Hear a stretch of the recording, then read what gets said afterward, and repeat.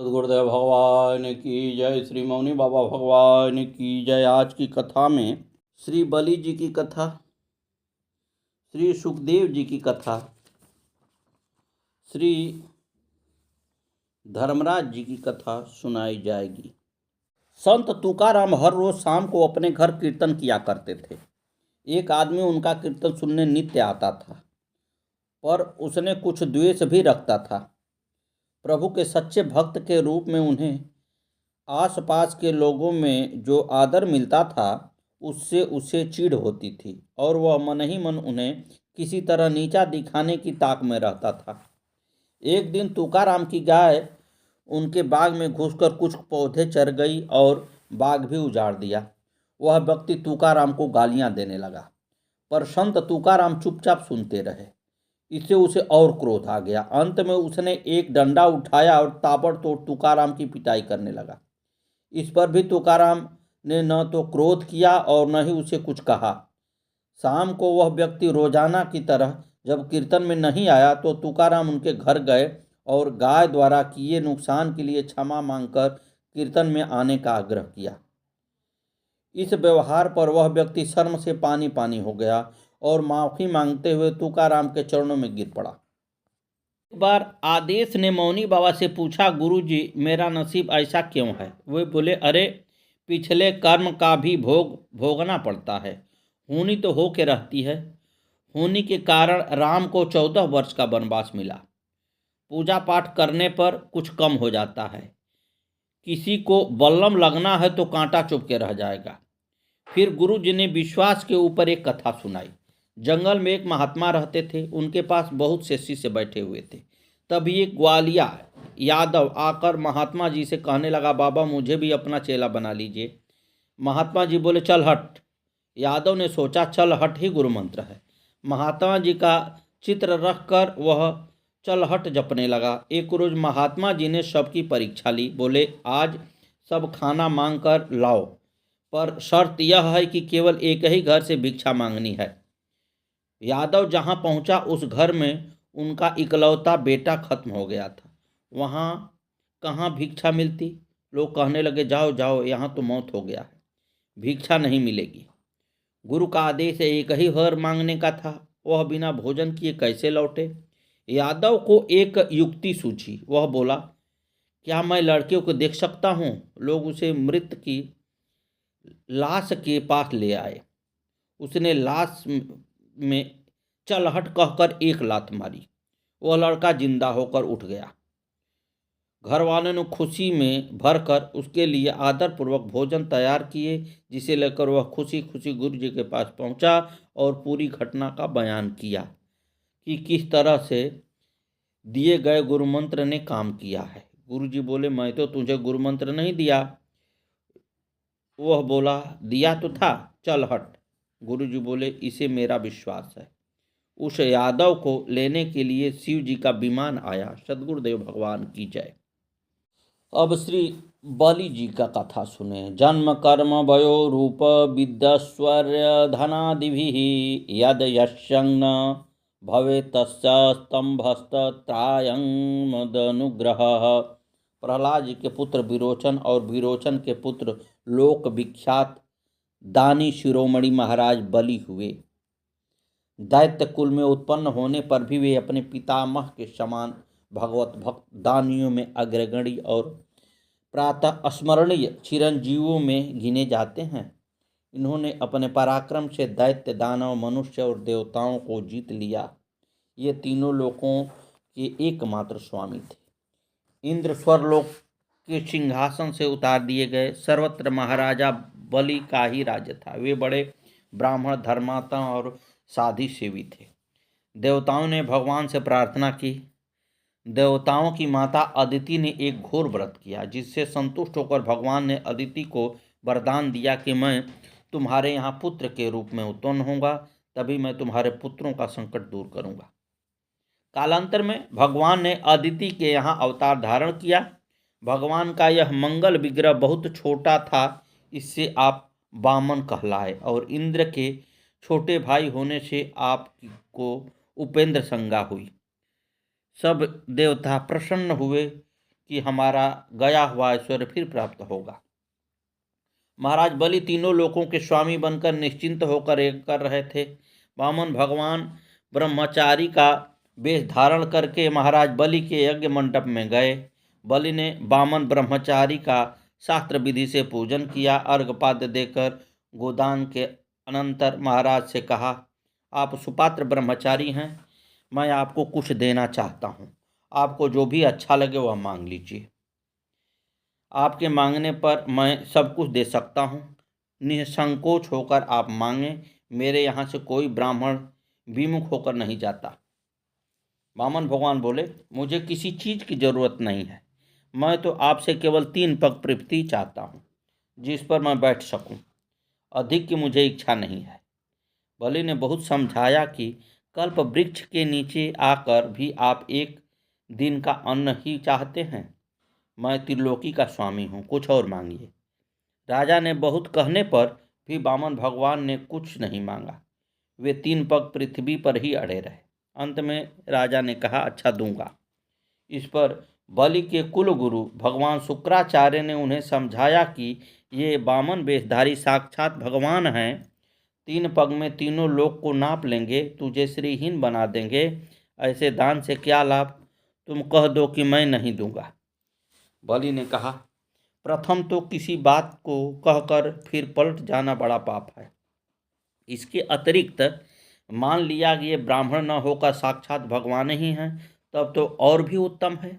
मैं भगवान की प्रसन्नता के लिए ही यज्ञ कर रहा हूँ। यदि साक्षात भगवान मेरी वस्तु को ग्रहण करने आ गए हैं तो मेरा अहोभाग्य है। जो कह दिया है उसे मैं अवश्य करूँगा। इस पर क्रुद्ध होकर गुरु ने उन्हें शाप दिया, तो भी वे अपने निश्चय से विचलित नहीं हुए। वामन रूपधारी वे भगवान तो थे ही, उन्होंने एक पग में पृथ्वी और दूसरे में स्वर्ग नाप लिया। तीसरे के बदले में बलि को बांध लिया। बलि तनिक भी विचलित नहीं हुए। उनके सैनिक तथा जाति वाले तो क्रुद्ध हो गए, किंतु बलि ने सबको समझाते हुए भगवान से कहा, ब्राह्मण, दातव्य वस्तु से वस्तु का दाता बड़ा होता है, अतः तीसरे पैर में आप मेरे शरीर को ले लीजिए।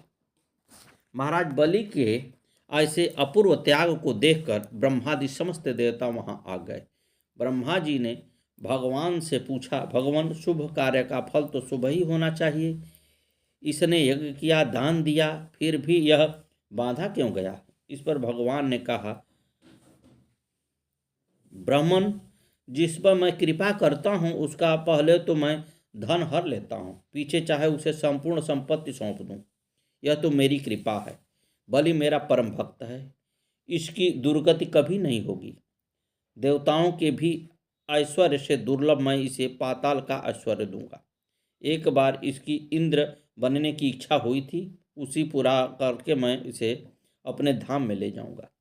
महाराज बलि के त्याग और धैर्य को देखकर भगवान बड़े प्रसन्न हुए और बोले, राजन, तुम जो चाहो वह वर मुझसे मांग लो। बलि ने कहा, भगवान, मुझे सांसारिक वस्तुओं की तो आवश्यकता है ही नहीं। मैं तो आपको चाहता हूँ, आप सदा मेरे द्वार पर रहें, यही मेरी इच्छा है। भगवान का आशीर्वाद पाकर बलि प्रसन्नतापूर्वक सुतल लोक में चले गए। गदापाणी भगवान आज तक उनके दरवाजे पर एक रूप से द्वारपाल बने खड़े हैं। यह है भगवान की भक्त वत्सलता का नमूना और यह है भक्तों के सर्वस्व त्याग का सर्वोत्कृष्ट उदाहरण। सद्गुरुदेव भगवान की जय। आइए श्री सुखदेव जी की जीवनी पर प्रकाश डाला जाए। सुखदेव जी महर्षि वेद व्यास के पुत्र हैं। इनकी उत्पत्ति के संबंध में अनेकों प्रकार की कथाएं मिलती हैं। देवर्षि वेद व्यास ने यह संकल्प करके कि पृथ्वी, जल, वायु और आकाश की भांति धैर्यशाली तथा तेजस्वी पुत्र प्राप्त हो, गौरी शंकर की विहार स्थली सुमेरु श्रृंग पर घोर तपस्या की। उनकी तपस्या से प्रसन्न होकर शिव जी ने वैसा ही पुत्र होने का वर दिया। यद्यपि भगवान के अवतार श्री कृष्ण द्वैपायन की इच्छा और दृष्टि मात्र से कई महापुरुषों का जन्म हो सकता था और हुआ है, तथापि अपने ज्ञान तथा सदाचार के धारण करने योग्य संतान उत्पन्न करने के लिए और संसार में किस प्रकार से संतान की सृष्टि करनी चाहिए यह बात बताने के लिए ही उन्होंने तपस्या की होगी। सुखदेव की महिमा का वर्णन करते समय इतना स्मरण हो जाना चाहिए कि वे वेद व्यास के तपःजनित पुत्र हैं। उनके महत्व की असीमता सामने ला देता है। एक दिन वे अरण्य मंथन कर रहे थे। उसी समय धृताची अप्सरा वहां आ गई। संयोग ही ऐसा था, या तो यूं कहें कि यही बात होने वाली थी। उनका वीर अरणी में गिर पड़ा। उसी से सुखदेव का जन्म हुआ। उनके शरीर से निर्धूम अग्नि की भांति निर्मल ज्योति फैल रही थी। वे उस समय 12 वर्ष के बालक की भांति थे। स्त्री रूप धारण करके गंगा जी वहां आई। बालक को उन्होंने स्नान कराया। आकाश से काला मृग चर्म और दंड आया। गंधर्व अप्सरा विद्याधर आदि गाने बजाने और नाचने लगे। देवताओं ने पुष्प वर्षा की। सारा संसार आनंद मग्न हो गया। भगवान शंकर और पार्वती स्वयं पधार कर उसी समय उनका उपनयन संस्कार कराया। उसी समय सारे वेद उपनिषद इतिहास आदि मूर्तिमान होकर उनकी सेवा में उपस्थित हुए। अब वे ब्रह्मचारी होकर तपस्या करने लगे। उनकी प्रवृत्ति धर्म अर्थ और काम की ओर न थी। वे केवल मोक्ष का ही विचार करते थे। उन्हें एक दिन अपने पिता व्यास से के पास आकर बड़ी नम्रता के साथ मोक्ष के संबंध में बहुत से प्रश्न किए। उत्तर में व्यासदेव ने बड़े ही वैराग्यपूर्ण उपदेश दिया था। बेटा, धर्म का सेवन करो, यम नियम तथा दैवीय संपत्तियों का आश्रय लो। यह शरीर पानी के बुलबुले समान है, आज है तो कल नहीं रहेगा। क्या पता किस समय इसका नाश हो जाए। इसमें आसक्त होकर अपने कर्तव्यों को नहीं भूलना चाहिए। दिन बीते जा रहे हैं, क्षण क्षण आयु छीन होती जा रही है। एक एक पल की गिनती की जा रही है। तुम्हारे शत्रु सावधान हैं, तुम्हें नष्ट कर डालने का मौका ढूंढ रहे हैं। अभी अभी इस संसार की ओर से अपना मुंह मोड़ लो। अपने जीवन की गति उस ओर कर दो जहां इनकी पहुंच न हो। संसार में वही महात्मा सुखी हैं जिन्होंने वैदिक मार्ग पर चलकर धर्म का सेवन करके परम तत्व की उपलब्धि की है। उनकी सेवा करो। वास्तविक शांति प्राप्त करने का उपाय जानकर उस पर आरूढ़ हो जाओ। दुष्टों की संगति कभी मत करो, वे पतन के गड्ढे में ढकेल देते हैं। वीरता के साथ काम क्रोधादि शत्रु में से बचो और धीरता के साथ आगे बढ़ो। तुम्हें कोई तुम्हारे मार्ग से विचलित नहीं कर सकता। परमात्मा तुम्हारे सहायक हैं। वह तुम्हारी शुभेच्छा और सच्चाई को जानते हैं। बेटा, मैं तुम्हारा अधिकार जानता हूँ। तुम तत्व ज्ञान प्राप्त करने के लिए मिथिला के नरपति जनक के पास जाओ। वे तुम्हारे संदेह को दूर कर स्वरूप बोध करा देंगे। तुम जिज्ञासु हो, बड़ी नम्रता के साथ उनके पास जाना। परीक्षा का भाव मत रखना, घमंड मत करना, उनकी आज्ञा का पालन करना। मनुष्य मार्ग से पैदल तितिक्षा करते हुए ही जाना उचित है। पिता की आज्ञा सिरोधार्य करके सुखदेव जी महाराज कई वर्ष में अनेकों प्रकार के कष्ट सहन करते हुए मिथिला में पहुँचे। द्वारपालों ने उन्हें अंदर जाने से रोक दिया, परंतु उनकी ज्वालायमान ज्योति को देखकर और तिरस्कार की दशा में भी पूर्वत प्रसन्न देखकर एक ने उनके पास आकर बड़ी अभ्यर्थना की। वह उन्हें बड़े सत्कार से अंदर ले गया। मंत्री ने उन्हें एक ऐसे स्थान पर ठहराया जहां भोग की अनेक वस्तुएं थीं। उनकी सेवा में बहुत सी सुंदर स्त्रियां लगा दी, परंतु वे विचलित नहीं हुए। सुख दुख शीत उष्ण में एक से रहने वाले सुख को यह सब देखकर कुछ भी हर्ष शोक नहीं हुआ। ब्रह्म चिंतन में संलग्न रहकर उन्होंने इसी प्रकार वह दिन और रात बिता दी। दूसरे दिन प्रातःकाल जनक ने आकर उनकी विधिवत पूजा अर्चना की। कुशल मंगल के पश्चात सुखदेव ने अपने आने का प्रयोजन बतलाया और प्रश्न किया। जनक ने उनके अधिकार की प्रशंसा करके कहा, बिना ज्ञान के मोक्ष नहीं होता और बिना गुरु का ज्ञान नहीं होता है। इस भवसागर से पार करने के लिए गुरु ही कर्णधार है। ज्ञान से कृतकृत्यता प्राप्त होती है, फिर तो सभी मार्ग स्वयं समाप्त हो जाते हैं।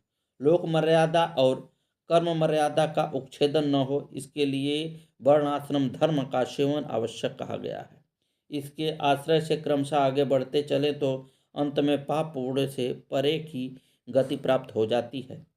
अंतःकरण की शुद्धि के लिए वर्णाश्रम धर्म की बड़ी आवश्यकता है। जिसे ब्रह्मचर्य आश्रम में ही तत्व की उपलब्धि हो जाए, उसे और आश्रम का कोई प्रयोजन नहीं है। तामसिकता और राजसिकता छोड़कर सात्विकता का आश्रय लेना चाहिए। धीरे धीरे बहिर्मुखता का त्याग करके अंतर्मुखता का संपादन करना ही साधना का सच्चा स्वरूप है। जो पुरुष सब प्राणियों में अपने आत्मा और अपने आत्मा में समस्त प्राणियों का दर्शन करता है, वे पाप पुण्य से निर्लेप हो जाता है, जिसे किसी का भय नहीं होता। जो किसी को भय नहीं पहुंचाता, जिसे न राग है न द्वेष है, वही ब्रह्म संपन्न होता है। जब जीव मन वाणी और कर्म से किसी का अनिष्ट नहीं करता, काम क्रोध ईर्ष्या असूया आदि मनोमलों को त्याग देता है, दुख सुख हानि लाभ जीवन मरण शीत उष्ण निंदा स्तुति आदि द्वंद्वों में समान दृष्टि रखता है, तब ब्रह्म संपन्न हो जाता है। सुखदेव, ये सभी बातें तथा अन्यान्य समस्त सद्गुण तुम में प्रत्यक्ष दिख रहे हैं। मैं जानता हूँ कि तुम्हें समस्त ज्ञातव्य बातों का ज्ञान है। तुम विषयों के परे पहुँच चुके हो, तुम्हें विज्ञान प्राप्त है, तुम्हारी बुद्धि स्थिर है, तुम ब्रह्म में स्थिर हो, तुम स्वयं ब्रह्म हो, और क्या कहूँ। जनक का उपदेश सुनकर सुखदेव को बड़ा आनंद हुआ। उनसे विदा होकर वे हिमालय पर अपने पिता व्यास जी के आश्रम पर लौट आए।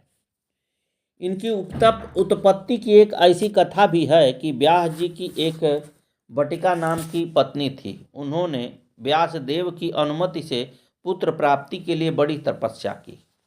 उससे प्रसन्न होकर भगवान शंकर ने वर दिया कि तुम्हें एक बड़ा तेजस्वी पुत्र प्राप्त होगा। समय पर गर्भ स्थित हुई, परंतु 12 वर्ष हो गए, प्रसव नहीं हुआ।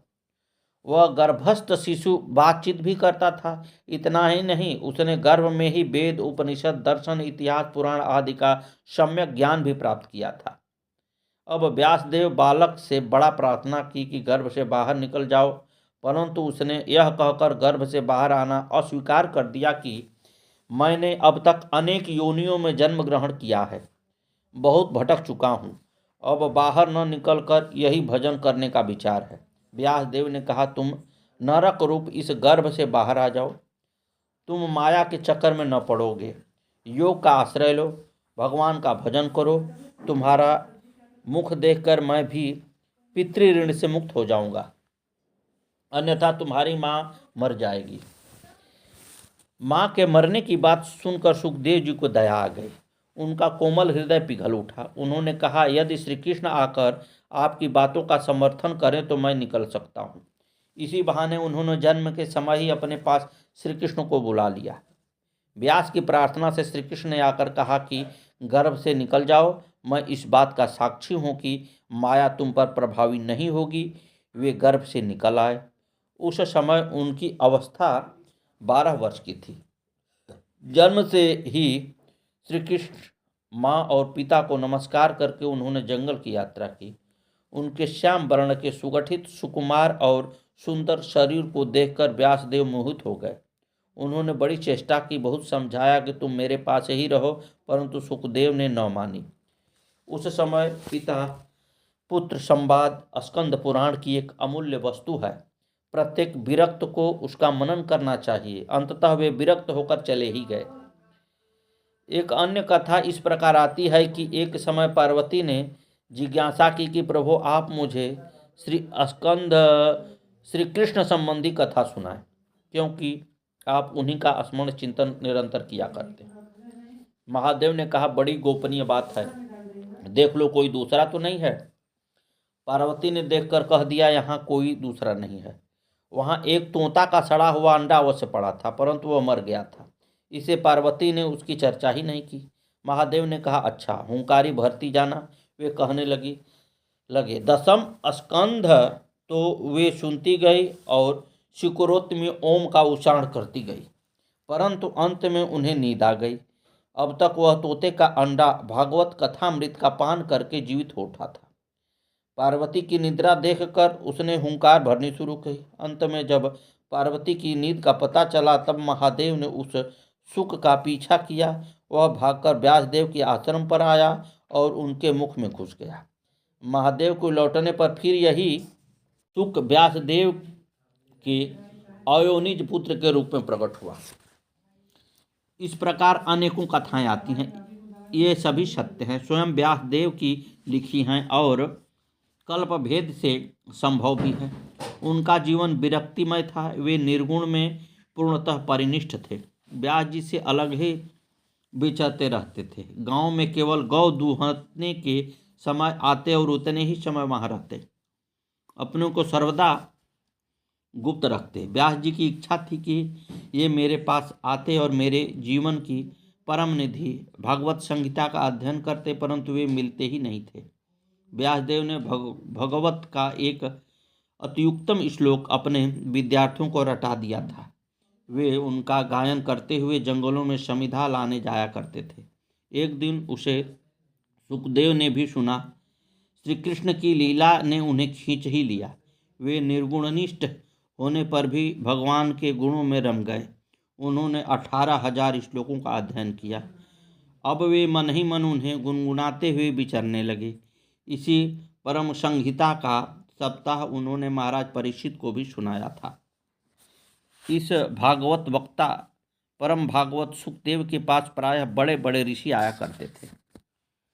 नारद आदि पुराण में सनत कुमार के और महाभारत में नारद के आने की चर्चा आई है। उनके आने पर सुखदेव बड़े प्रेम से उनकी पूजा करते और उनसे प्रश्न करके तत्व की बात सुनते। एक बार इंद्र ने इनकी तपस्या और त्याग देखकर रंभा आदि अप्सरा को विघ्न करने के लिए भेजा। उस समय सुखदेव इस प्रकार समाधि मग्न हो गए कि उन्हें पता ही नहीं चला कि यहाँ अप्सरा वसंत काम आदि विघ्न करने आए हैं। बहुत समय बाद समाधि खुलने पर रंभा ने बड़ी चेष्टा की, बहुत फुसलाया, परंतु वे विचलित नहीं हुए। वह लजाकर चली गई। स्थूल शरीर के कारण होने वाले विक्षेपों का विचार करके उन्होंने ब्रह्म होकर ही रहने का निश्चय किया।